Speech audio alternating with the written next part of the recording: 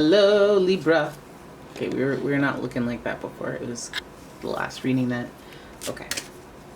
Libra, it's umomgstore, and this is your tarot card reading. We are gonna have a look at what's going on. We have to get reacquainted.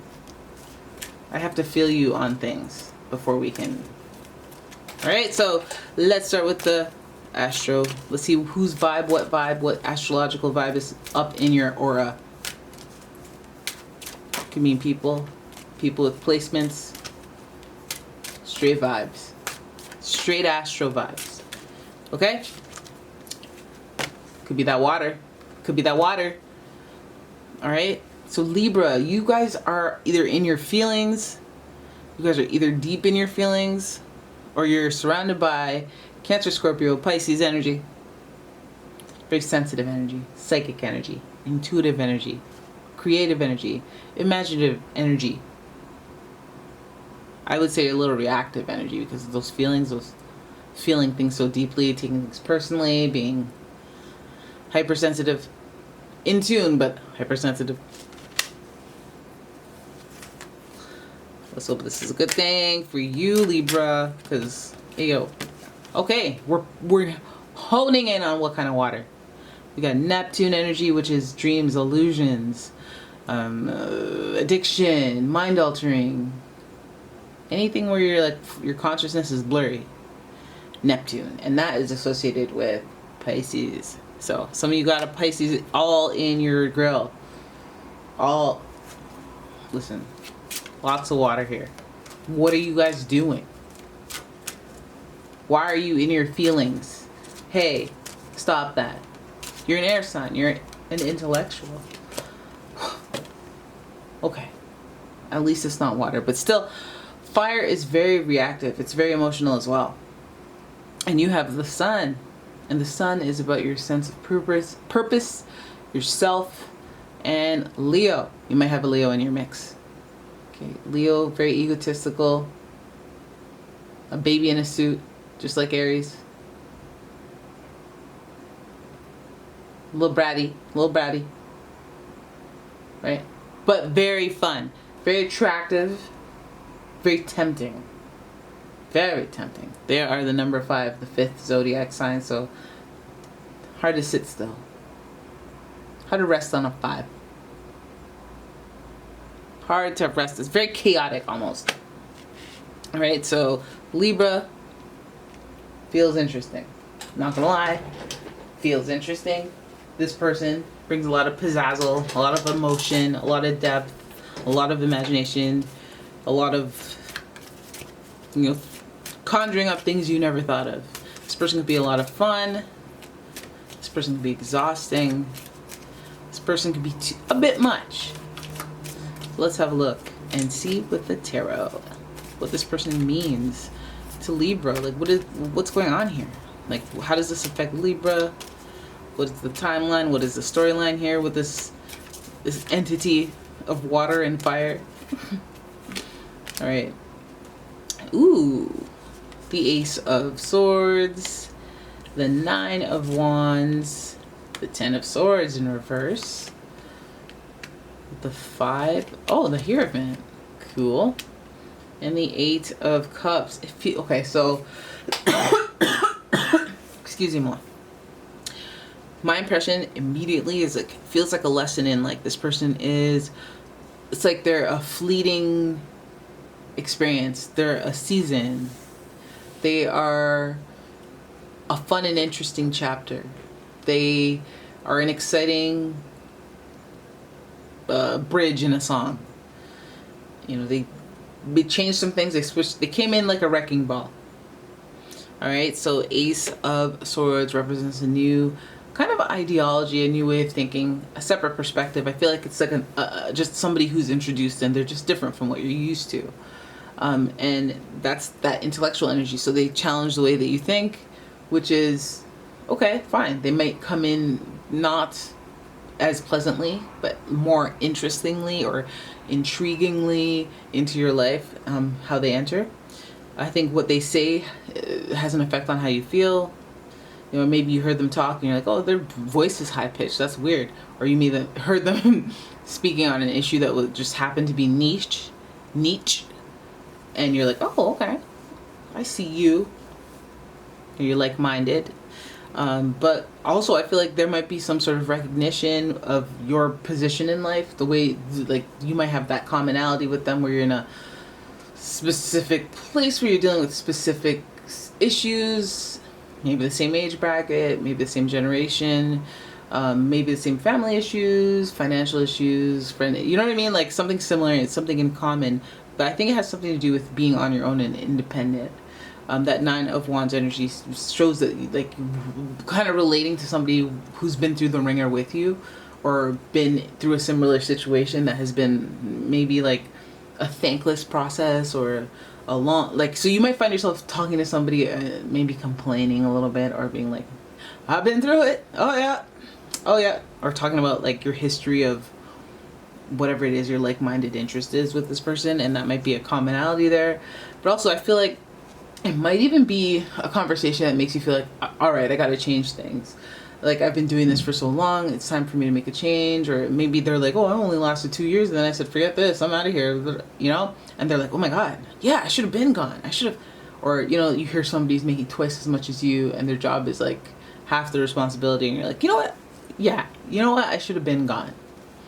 I should have been finding something that, and leveling up to what I deserve.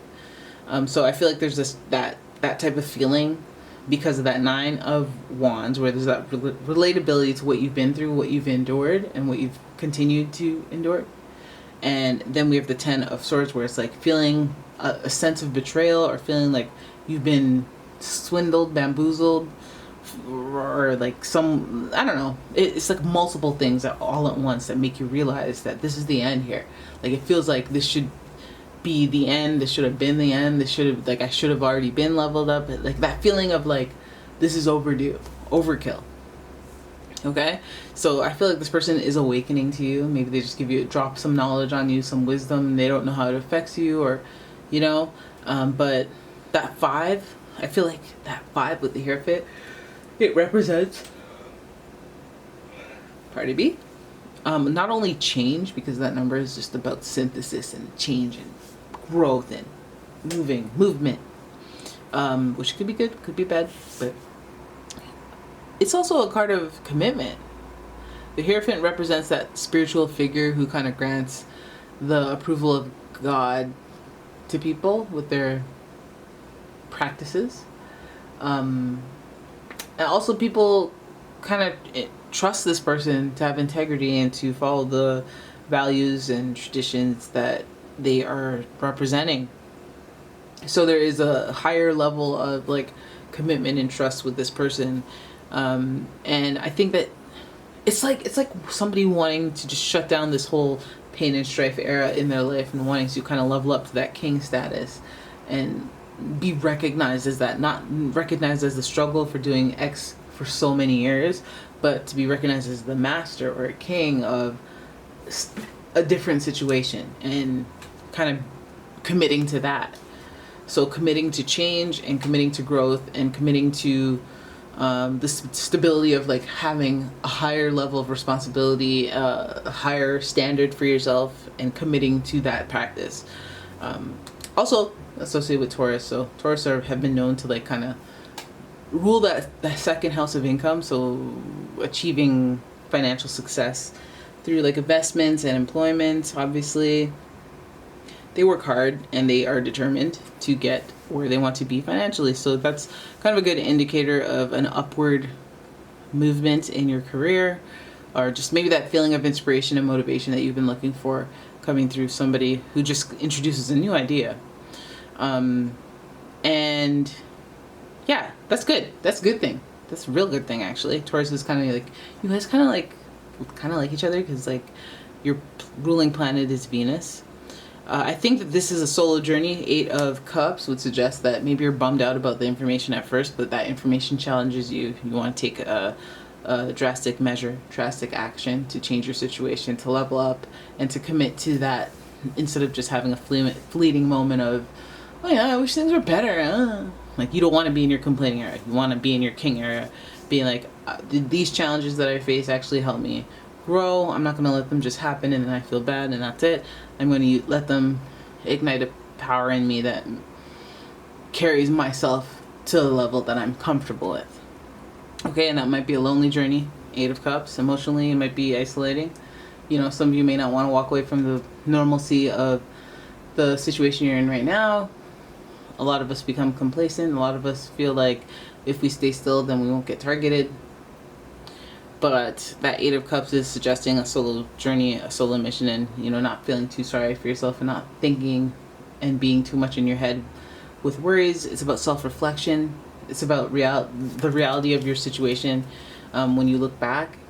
Because I think sometimes when we worry about a lot, if we look for the actual evidence, it's not there. So, like, we're just wasting time worrying.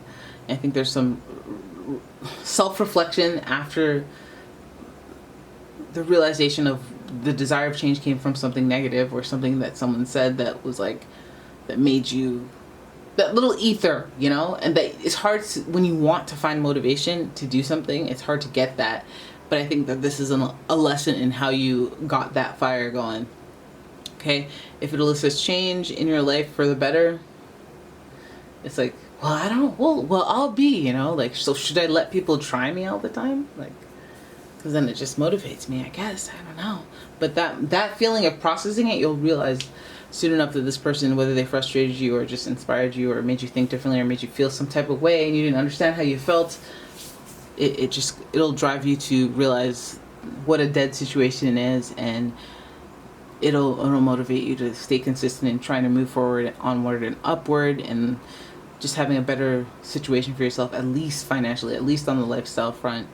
And you'll look back and you'll reflect on it and you'll be happy about that. You'll be happy that this person inspired you to put yourself first, that Sun energy, that Leo energy, and that this person inspired you or evoked feelings and emotions that kind of stirred your imagination, stirred your emotions, and made you dream and made you actually go after that dream. So this person, I don't know, like, the verdict's in on whether or not they're good or bad, but they're sure effective. They sure are effective. Okay, for that motivation situation. All right, Libra, there it is. That's your reading. I hope you guys enjoyed it. If you like another reading, you gotta let me know, because listen, there's only a finite amount of time in the week, and I just have to prioritize those who are the signs that are like most requested. So I'm gonna go ahead and do that. And if you would like to see any particular sign, leave it in the comments. Check out my Etsy shop if you're feeling purchasey and you want some candles and whatnot. And yeah, I will go ahead and see myself out. All right, thank you for watching. I'll see you in the next one. Bye bye.